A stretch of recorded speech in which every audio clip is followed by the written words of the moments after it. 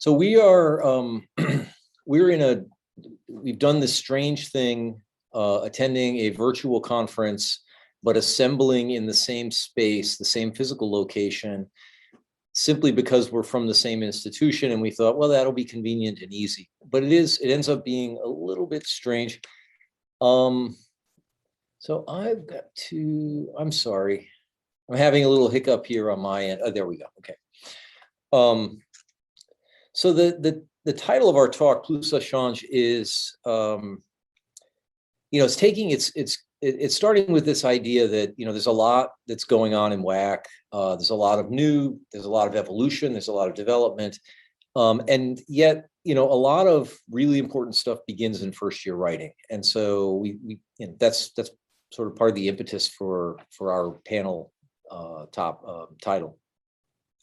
My name is Michael Cripps. I direct our composition at the University of New England, which is in, I know we say we have 3 locations, but, well, we do have 3 locations: Morocco, Portland, Maine, and Biddeford, Maine. But all of first year writing happens on the Biddeford campus.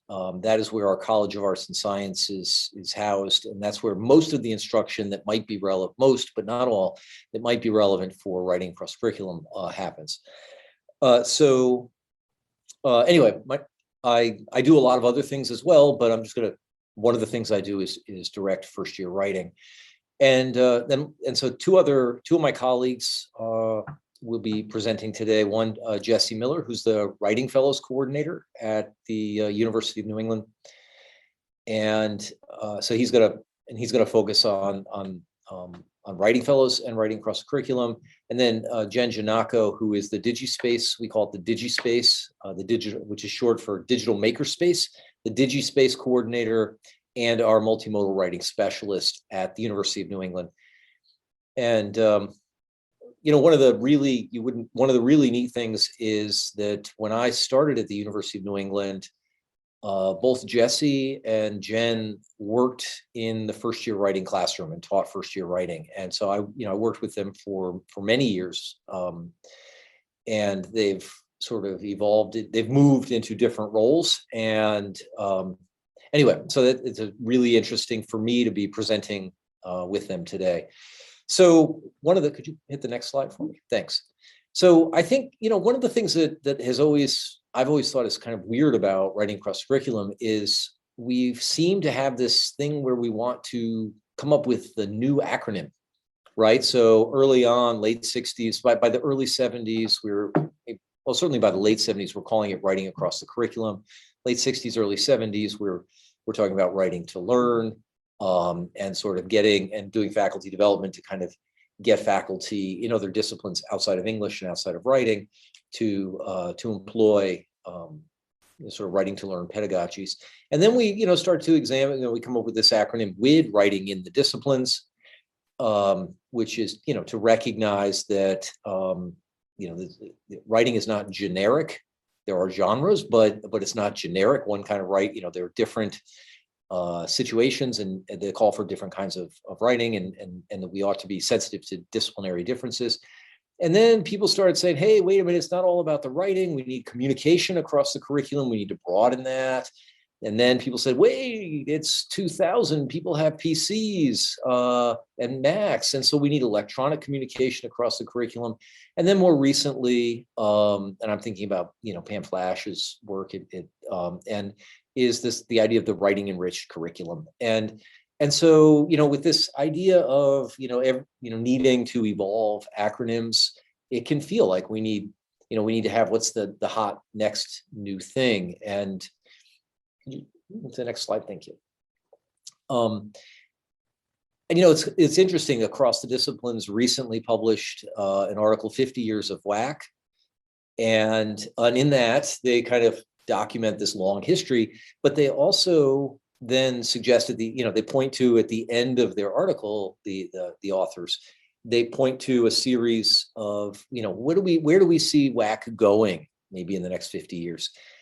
And so they start to, WAC gets defined as sort of like always changing or always about change. And the idea is like, so what we want to see is sort of change outside of writing studies, sort of further evolution beyond, writing and writing studies, but to see it in other disciplines, to see WAC embedded in work happening in other disciplines.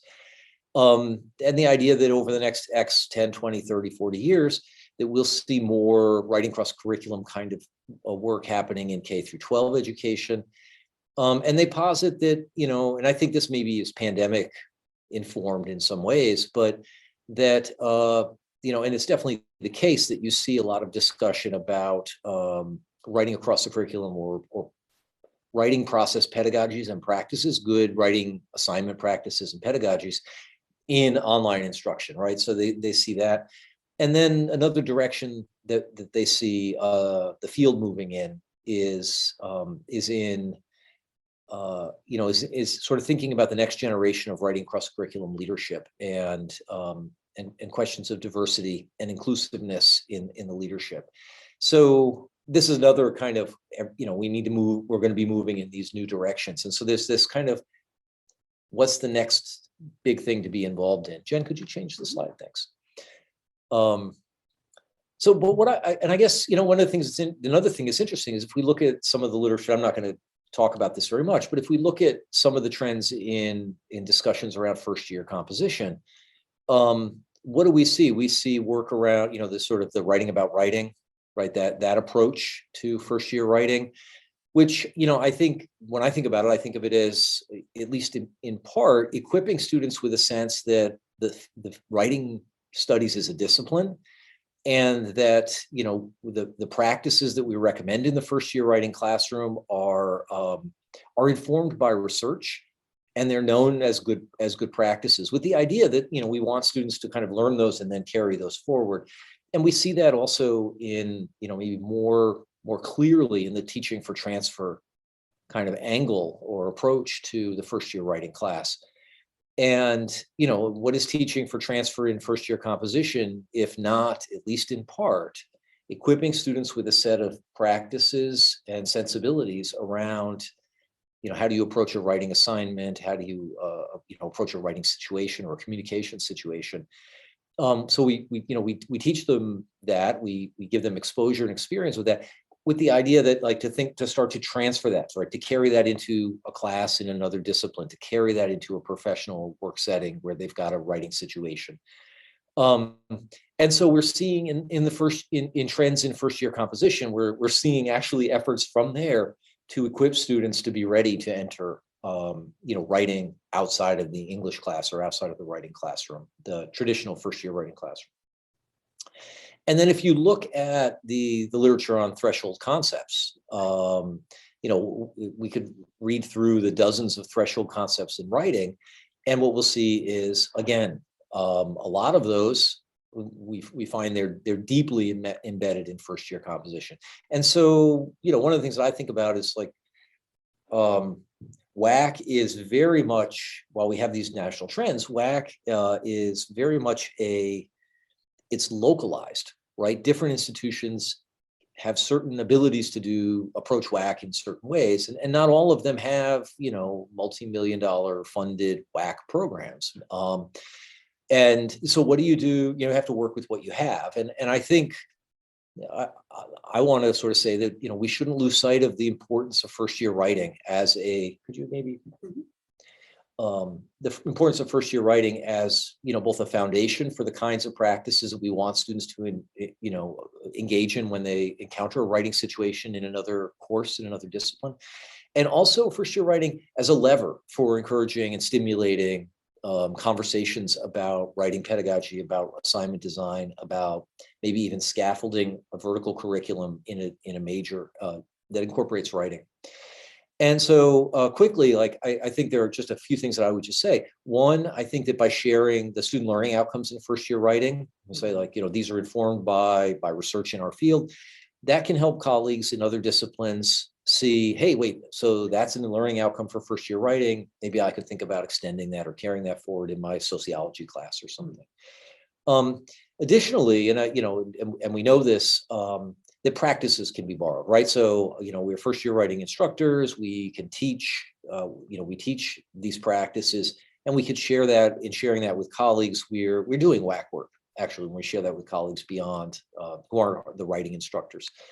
And then one other thing that I think is, has been pretty interesting to me over the last 15 years is that I think sharing assessment that happens in first year writing with colleagues across the disciplines, right? Here's what we're doing, and here's what we find. Here's what our assessment surfaces.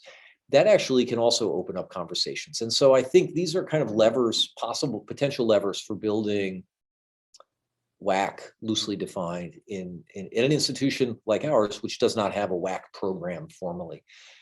Maybe hit the next slide, thanks.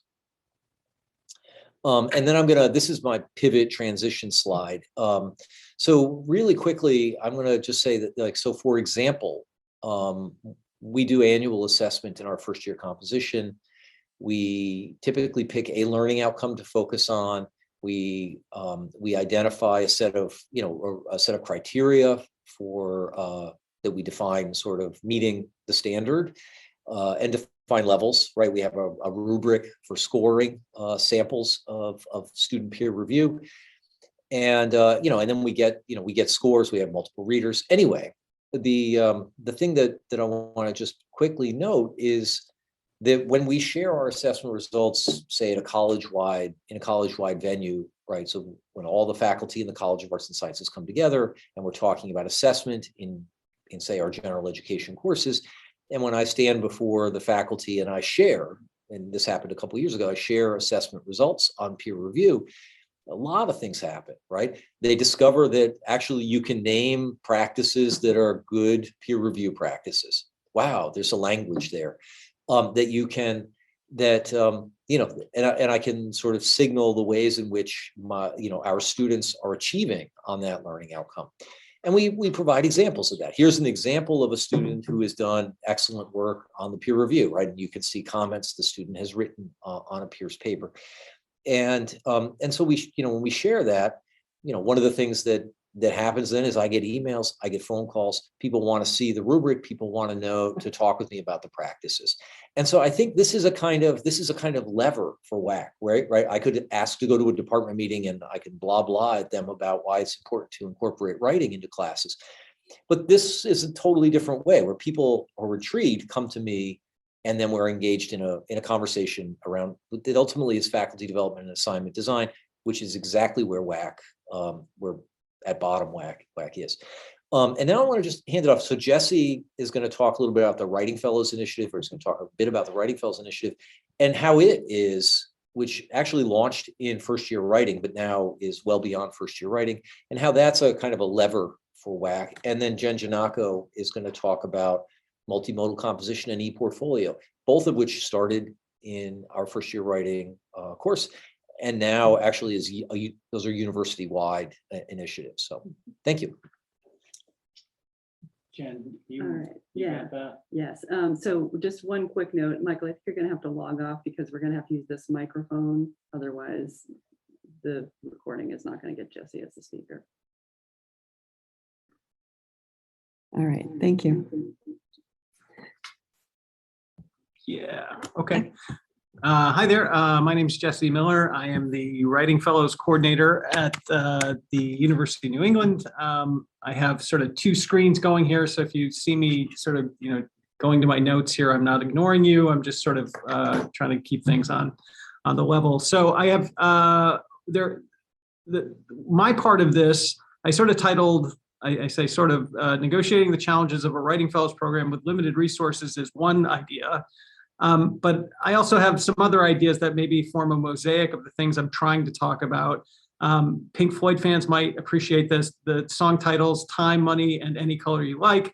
And then this other third potential title, You Get What You Get and You Don't Get Upset, which is for those of you who grew up in my house, is something my dad would say, which was kind of an important lesson about how to deal with limited things. And so I think those three things sort of work together to shape what I'm trying to get to.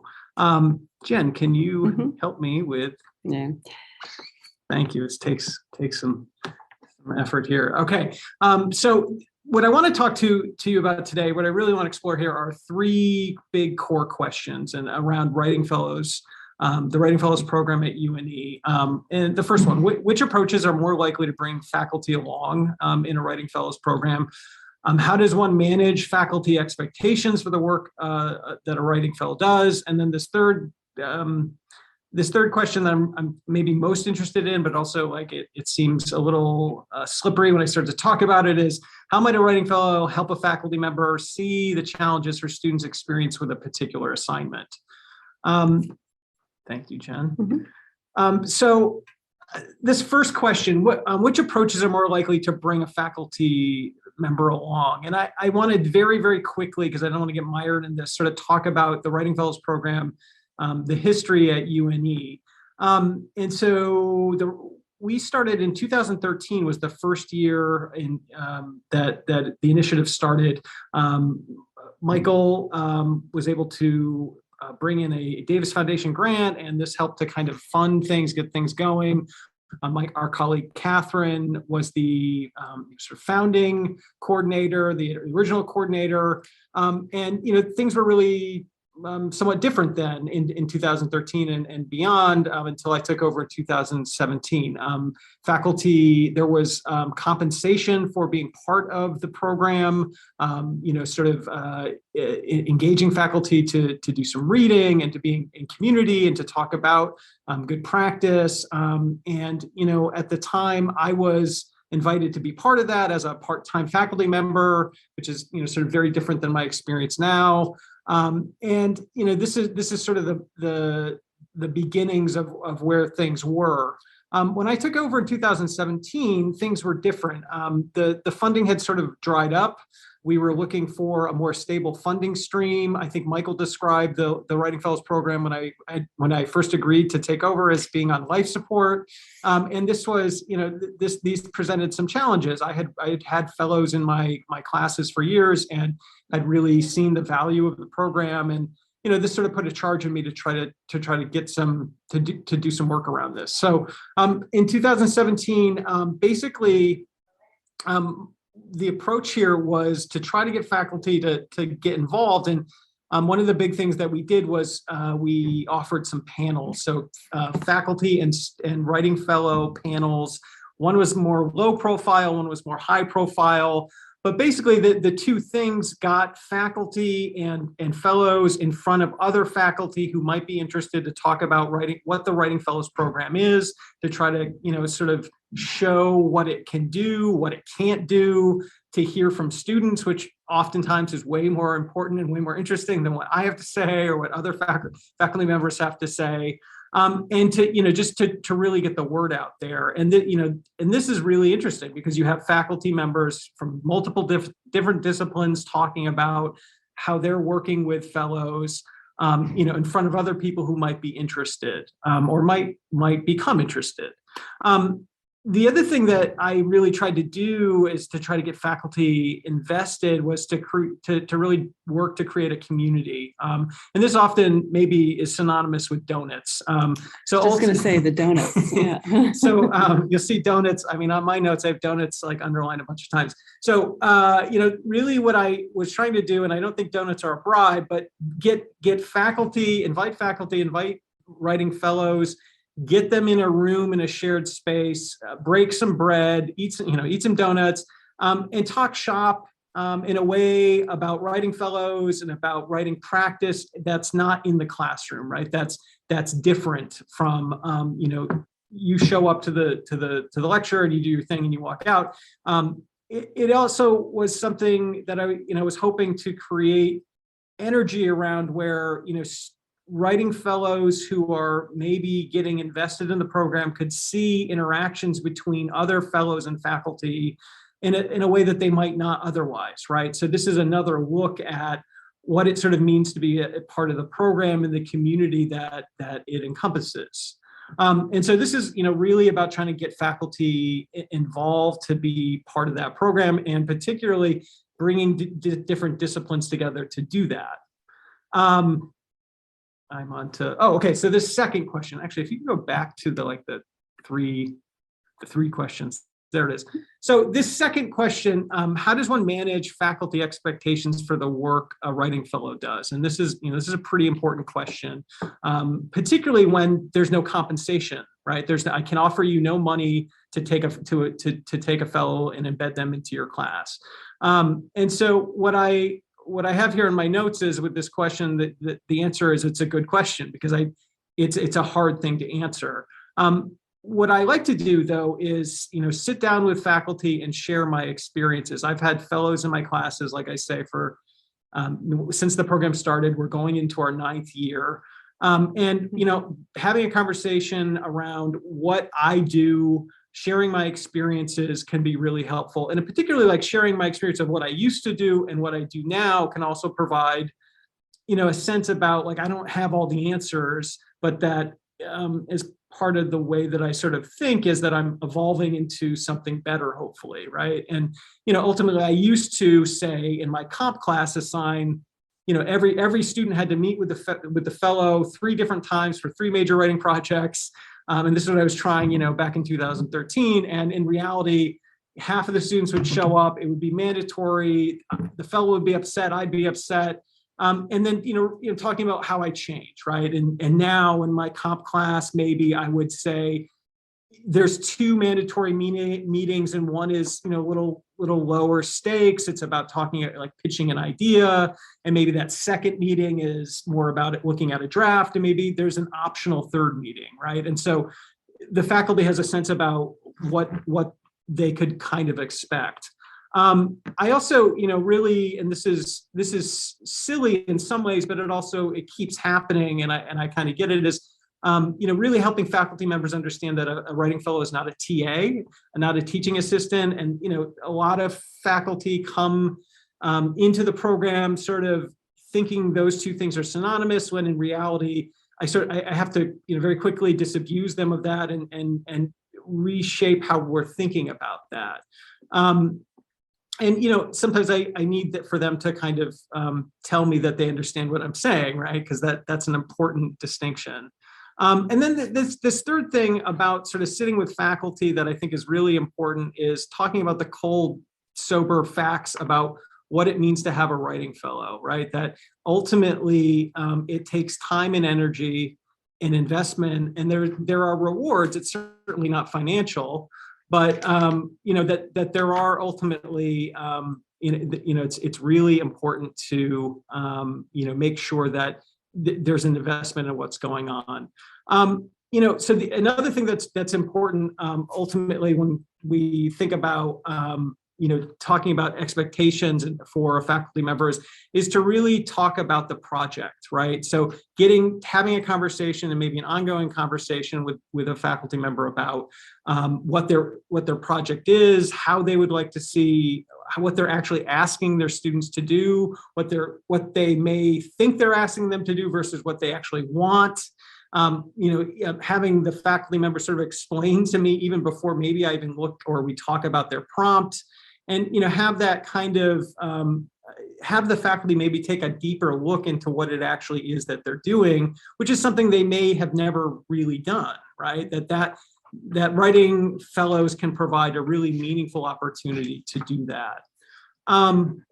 The third question, and this is kind of the biggest one here. Maybe we go back to that third question. Yeah. How might a writing fellow help a faculty member see the challenges her students experience with a particular assignment? And I think this is so interesting because, I've had writing fellows for so long, and one of the things I would say is a writing fellow changes. Just having a writing fellow embedded in a class, sitting in, changes how that class goes. There's another voice, there's another perspective. So oftentimes, as much as we try to be present, we are teaching at a certain altitude, and the fellow can see and hear and pick up on things that we may not catch. And if the faculty is interested in being collaborative with that fellow, which sometimes takes a little time, they can kind of share what they're seeing in a way that you as the faculty member may not.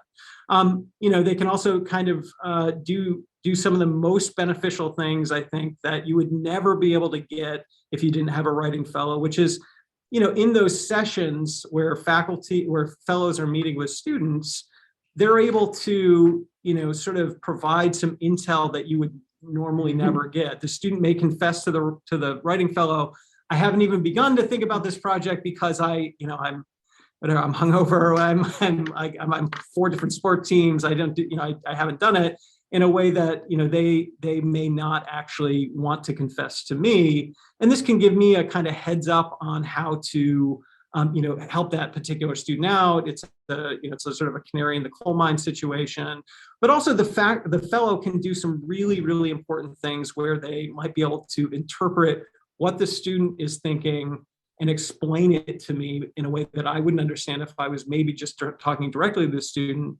But then the fellow can also sort of translate or interpret what I'm saying or what I'm expecting to the student and sort of decode in some ways the prompts I'm asking for, and have be a sort of intermediary between these two factions, right? And this can be so important. Like what Jesse actually is saying is this.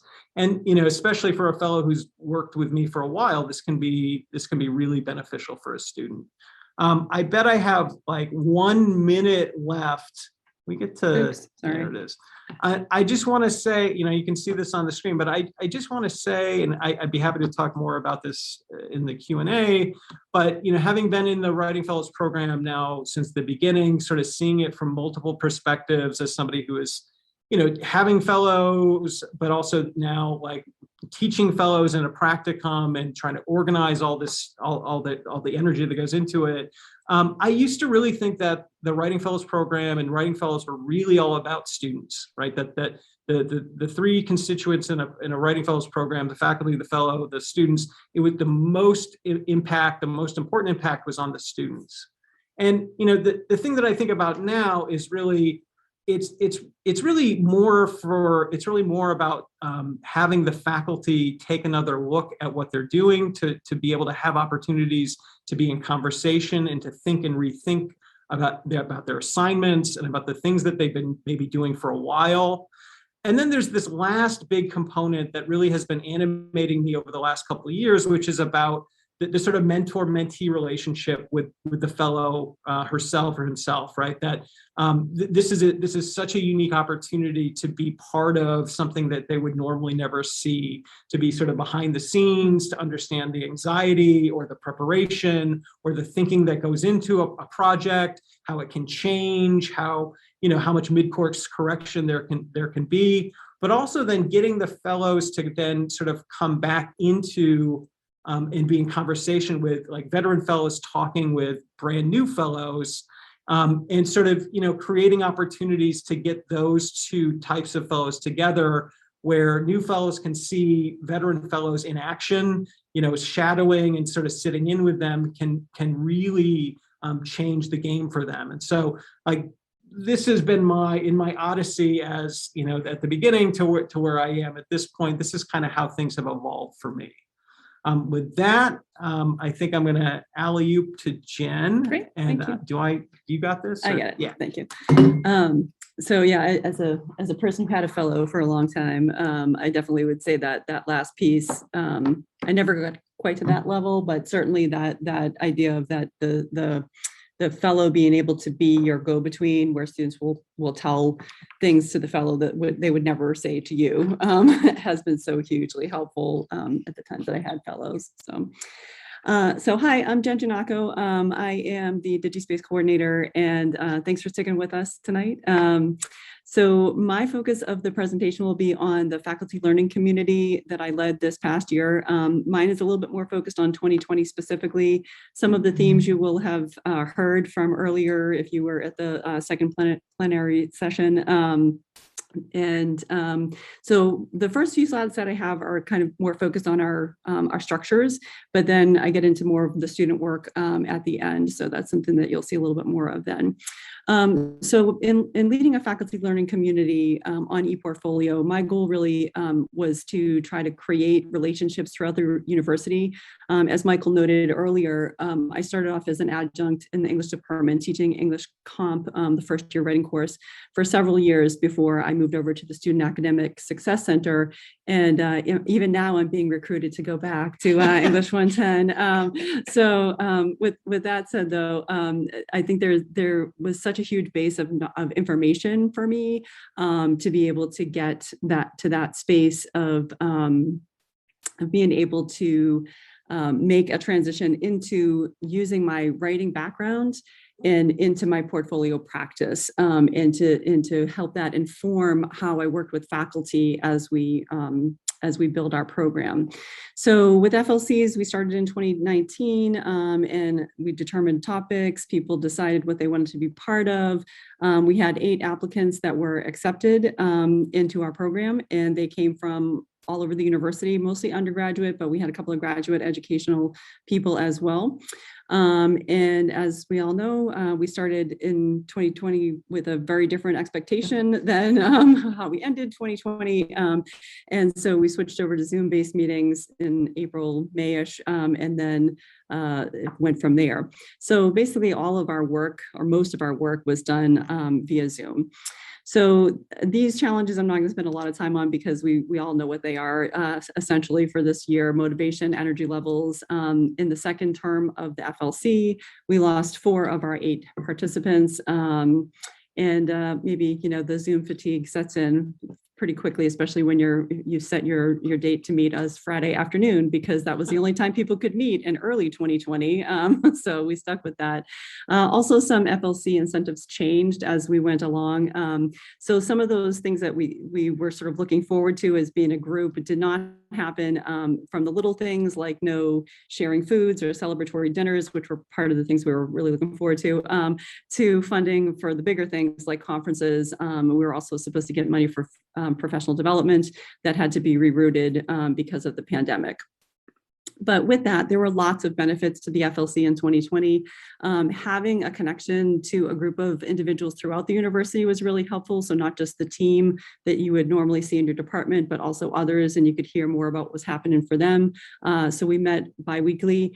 We connected with colleagues across the university in a way that I think we maybe wouldn't have done if it weren't the pandemic, because we were, I think, a little bit more open to sharing how things were actually going for us, as opposed to maybe the usual meeting where you maybe don't, immediately open up to others. But when your whatever dog is knocking over your computer and your kid is opening the refrigerator 100 times next to you, it's kind of, we've had an interesting blend, right, from the very beginning of getting to know one another. I would say overall there was more willingness to use the technology. Some of the folks that were in our presentation, or in our group, were a little reluctant, I think, to use the ePortfolio software initially.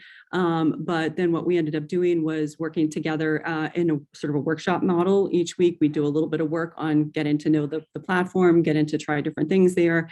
And so that was, I think, it helped to be able to do that in the FLC during that time. And the good news is that 4 of the 8 of us did end up finishing projects, actually, well, 5 technically, because I was in that group too. But we also shared them via the ePortfolio and our own ePortfolios, as well as on a site that we created together. Our process really was inspired in a lot of ways by first year writing practice. So we did a lot of the things we asked our students to do. And I think that it just in those conversations, the folks who are in the writing center or the Student Academic Success Center in our case, were informative in developing that process, as well as working with the education folks, because again, we probably followed that process more so than maybe our nursing colleagues. But having those overt conversations really helped, I think, to outline some of the processes, and then that translated into more of those processes getting embedded in projects and just assignments throughout the development of the FLC. one of the really big benefits that I was very excited about was the faculty stretch into multimodal approaches. So in the humanities, we might expect a little bit more of that perhaps because we're used to seeing it more there. But our English faculty member transformed a 300 level course to a web-based project as opposed to a paper-based project. And again, this was probably like last summer, and being uncertain of exactly what this fall in 2020 was going to bring. This seemed like kind of a safe option as compared to the paper being the safe option. So that was kind of exciting to see a shift there. And so I'm going to show you just a couple of the sites that the students created using our platform, using the ePortfolio sites. This one is, I thought was interesting because it started with the student creating an illustration. And so obviously that was on paper that she created the illustration, and then she took that and converted it into an electronic form. And then that became part of her annotated digital edition in her analysis of the bell jar by Sylvia Plath. So an interesting move from paper to electronic there. And then this one was another one that I really enjoyed seeing the presentation for it and working with the student on, which was the focus of her project was explaining depression to a refugee. And she actually contacted the author to see if that would be okay if she put a copy of the author's poem on her site. And she got permission from this person and was able to kind of have a real, again, authentic audience experience. So instead of it being a paper that was passed in and then the professor looked at it and maybe some things got shared during class during a presentation, this was a very real world experience that also brought us all to start thinking more about things like copyright and being able to access different types of resources to figure out what was acceptable, what wasn't acceptable. We put together a bunch of resources as well on our FLC site. The faculty stretch to multimodal in nursing was even greater, I would say. Our nursing faculty member incorporated multiple ways, or incorporated many multimodal projects that had not been present before that. Partly that was, I think, due to the idea that we offered some support through the Student Academic Success Center. So if students needed help creating those projects, the faculty member knew how to send them to us. And so she was less hesitant to assign such a project, even though she didn't necessarily know how to make them. She was okay with like leaving her students in our hands if they weren't sure how to do it on their own. So this is Munib's site, and he created an audio project. It's linked here, and I'll leave it in our deck. So if anybody wants to come back to it later, you can hear it. But what was really interesting about his project was that he took the application of his course concepts and he brought it to a real world experience where he was filling in a nursing home where staff and residents rather were sick with COVID. And so he took that experience and basically we kind of brainstormed a little bit about what would be an interesting project for him. And then he went with it. He created this 2-minute audio project to explain how his coursework, how he could make direct relations between the coursework and what he was doing on a daily basis in the nursing home. So it was almost like I guess I would call it like kind of a mini capstone, like a little like snapshot capstone of some things that were immediately applied. This created a ripple effect. And so the nursing faculty who had been sharing and working in our group became a resource for her department, and more faculty started using ePortfolio without a mandate to do so. And I think it's really interesting too to think about the way that ePortfolio began in English 110 and still begins in English 110 for a lot of students. And then it grows throughout the time that they are at UNE. In the same way, in English 110, when we all started ePortfolio, it was sort of like some folks were doing it and then more folks started doing it because they heard from colleagues, and, we were sharing offices at the time. And, so that made it a little easier to try something new because we knew there were people available to help. And so I'm seeing a little bit of the same in nursing right now, which is pretty exciting. So this is the growth from spring to summer. When we went from 1 nursing course incorporating ePortfolio to 9 nursing courses incorporating ePortfolio. And again, creating that authentic audience, I think, is a big part of that. There's deeper connections between the Student Academic Success Center and the nursing faculty, which also brings in more services. We have other folks from Student Academic Success working with nursing faculty on various things like the study cycle and things that are not related to ePortfolio, but having those relationships has created a sense of trust between, I think, those departments, and also kind of some exciting new collaborations. Another thing that we saw, or that I have seen some, is the transfer of skills and content. So English Comp provides the base for reading, writing, peer review, that sort of thing, revision, as well as the WordPress technical skills, which is what we build our ePortfolio in. But one of the interesting things is that some of the students have already started exploring some of the themes that they will later explore in nursing. So in English 110, they may have an essay that they're reading that then they can continue to build on and continue to explore that theme in new ways in other content-specific classes. For example, this one I just stumbled across earlier this week was Empathy, Podcast, and Interview. Here's a student who explores the concept of empathy and English composition through reading an essay and then responding, creating a podcast, including an interview with her friend. And then later, that same student will explore empathy from the viewpoint of a nurse. That hasn't happened yet, but it's coming. And so I think that's kind of an interesting possibility for the things that are coming forward out of use of ePortfolio, because in ePortfolio, everything comes together as opposed to having separate silos for their work. The next thing I want to talk a little bit about is the beginner's view of the field and audience. So we take snapshots as we go through the nursing program, and I've been working with nursing faculty to identify those moments where we can kind of get a read of where a student is at the beginning of a course, and then after multiple courses, another kind of snapshot, sort of midterm or mid process of the course and the degree, and then finally at the end again. So this is an example of that. In this course, all beginner courses now include multimodal writing and ePortfolio work, again, for an authentic audience. So it's not just the professor, it's their classmates, which really kind of changes things a little bit in the way that students approach those assignments, I think. And then here's one example of a student who picked this piece of artwork to represent what she felt was one of the most important things about being a nurse. And you can see the quote here about how she was, she chose this picture not only for her personal experience where her father was in the hospital at the time with COVID-19, but also in regards to how she interacted with the nurses who were taking care of her dad.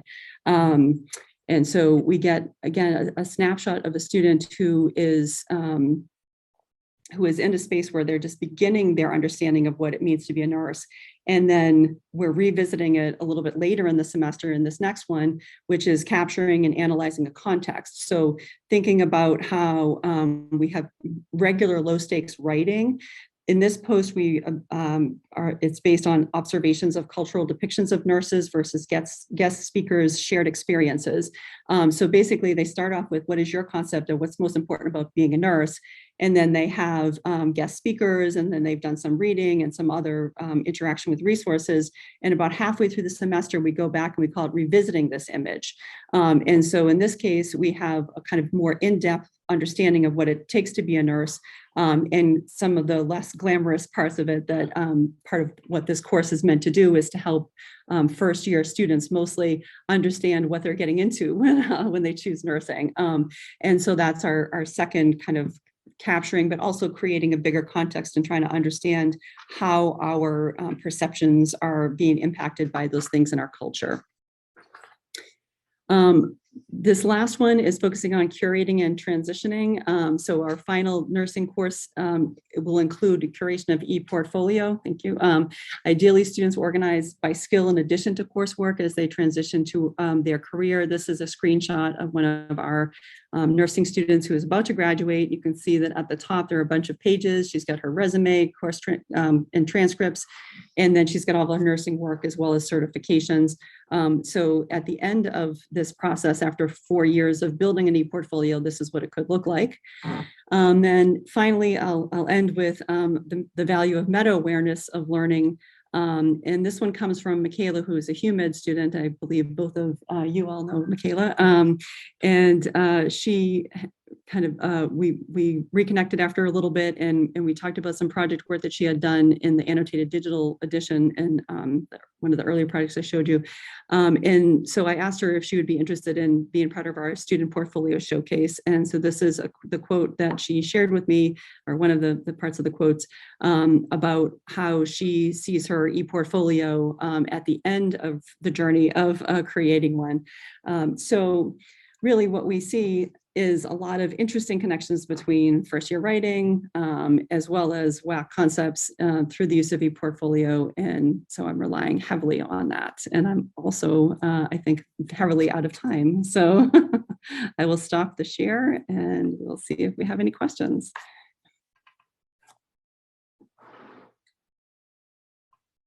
So if you have a question, maybe just do a digital raise your hand and we can acknowledge you, or you could just shout it out.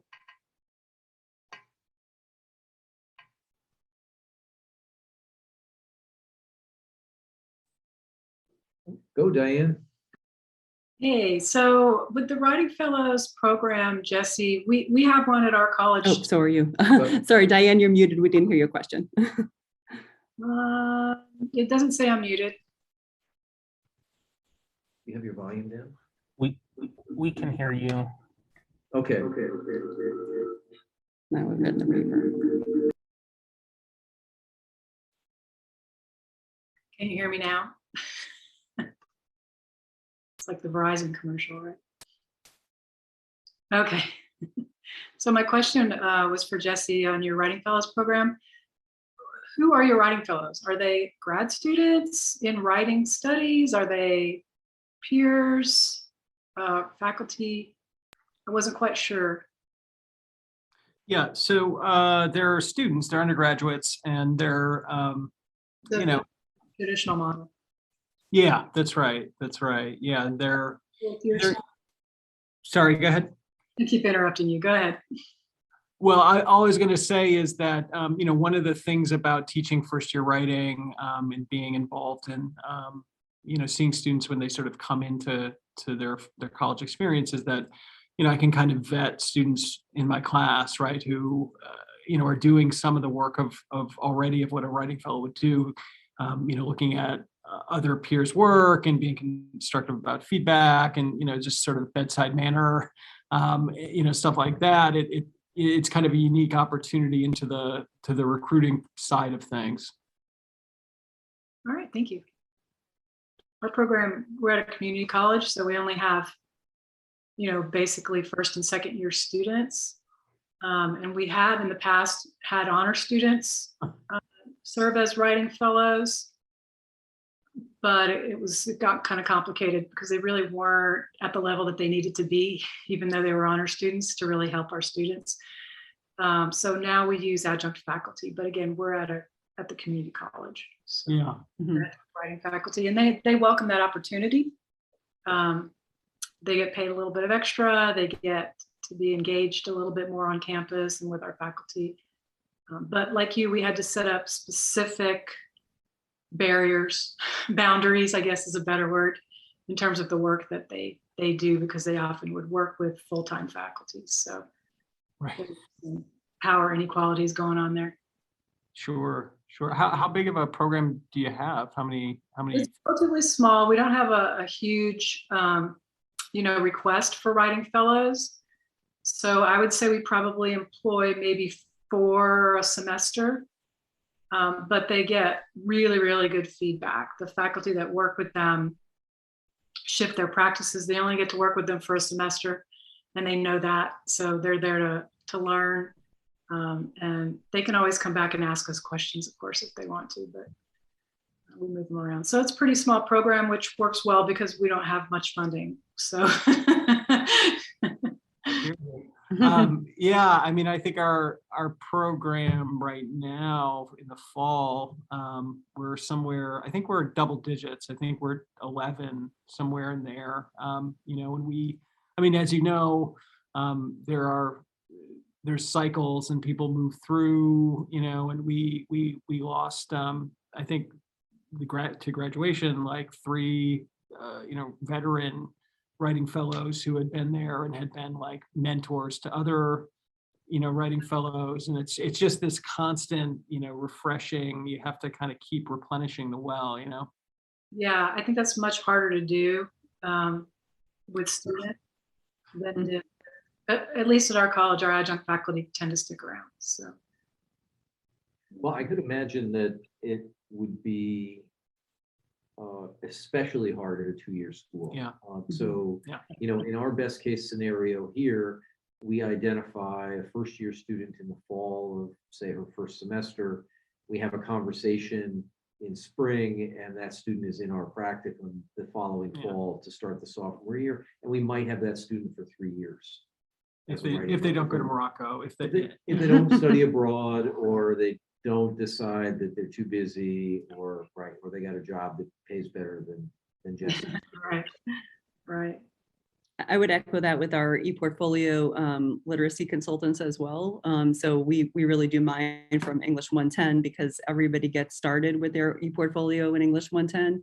And then usually I'll, at the end of the semester, reach out to a few like these guys and others and say, is there anybody you think was really, kind of felt like they really liked doing the ePortfolio work? And then I'll try to see if I can get them to come on over and work with me at the Student Academic Success Center as basically a digital tutor. So they would be, helping with digital projects, and I would train them to do that and build on the skills they started to create in English 110.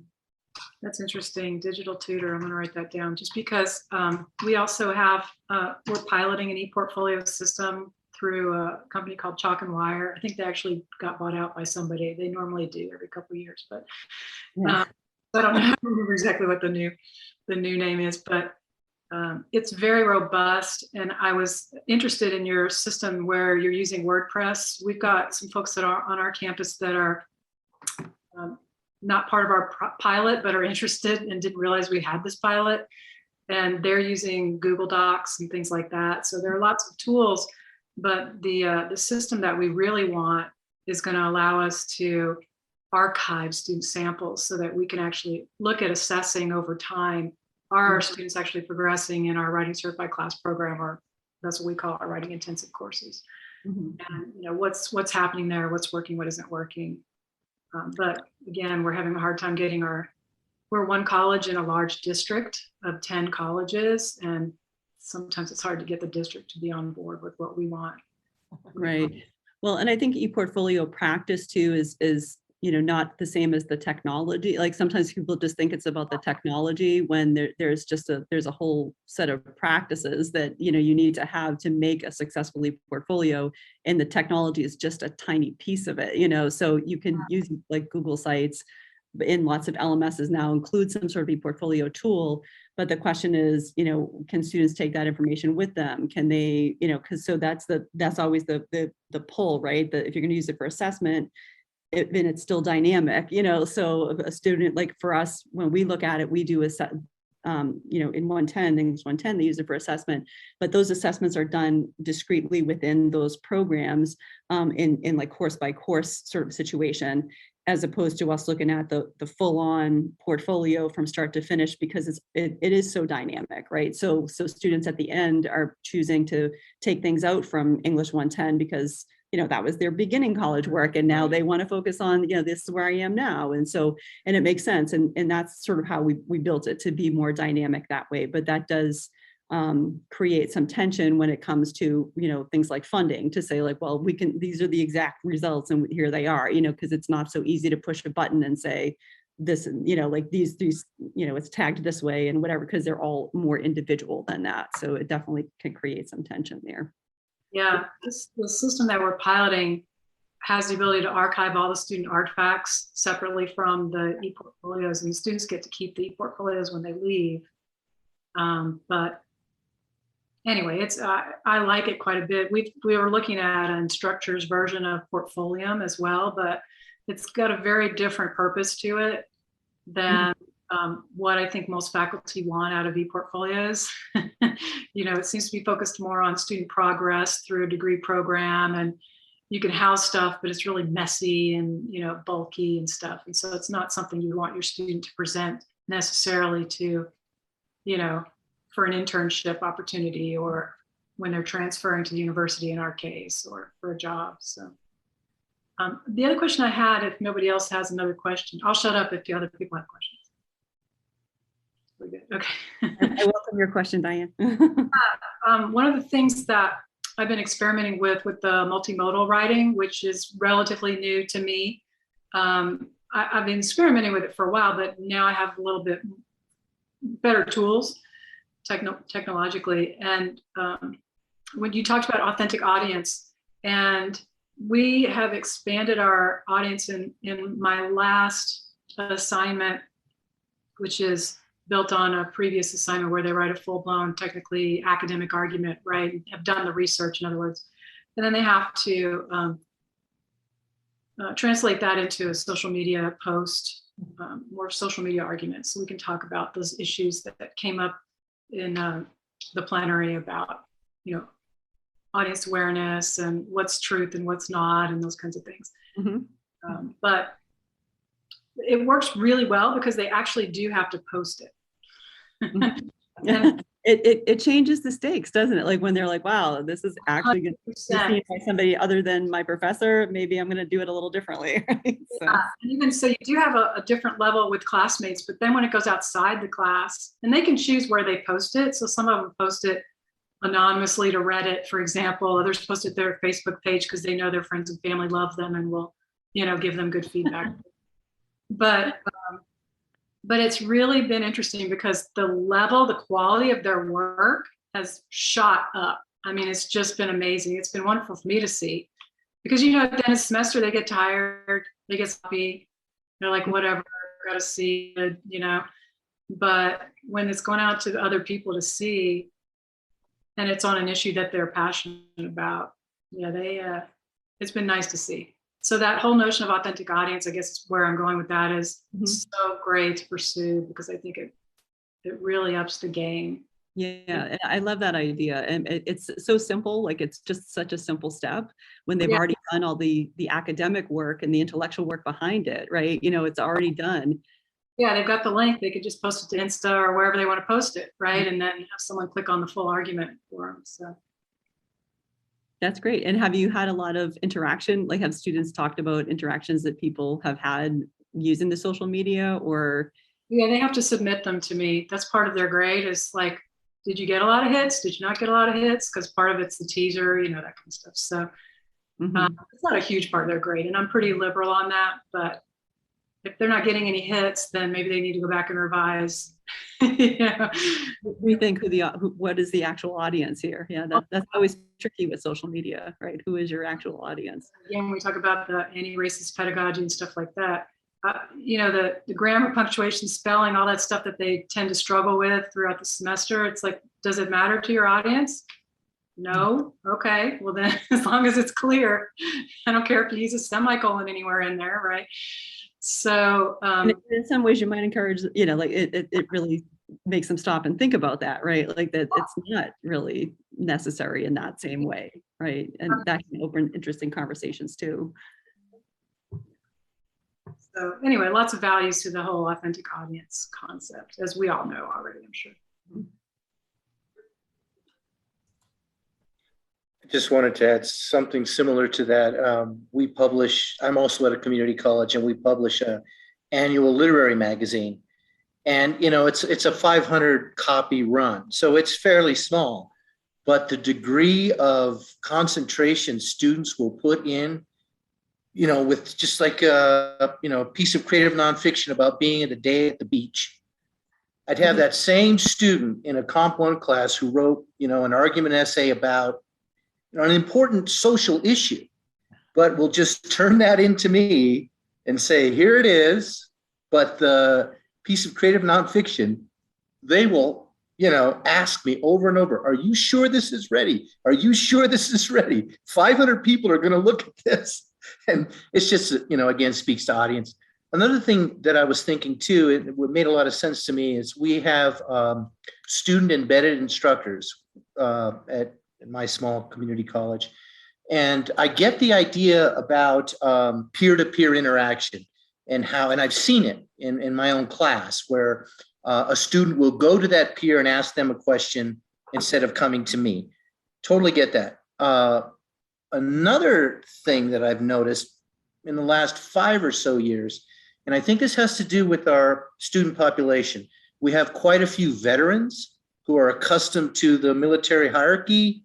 And when they come into the writing center, our writing center is completely staffed with instructors.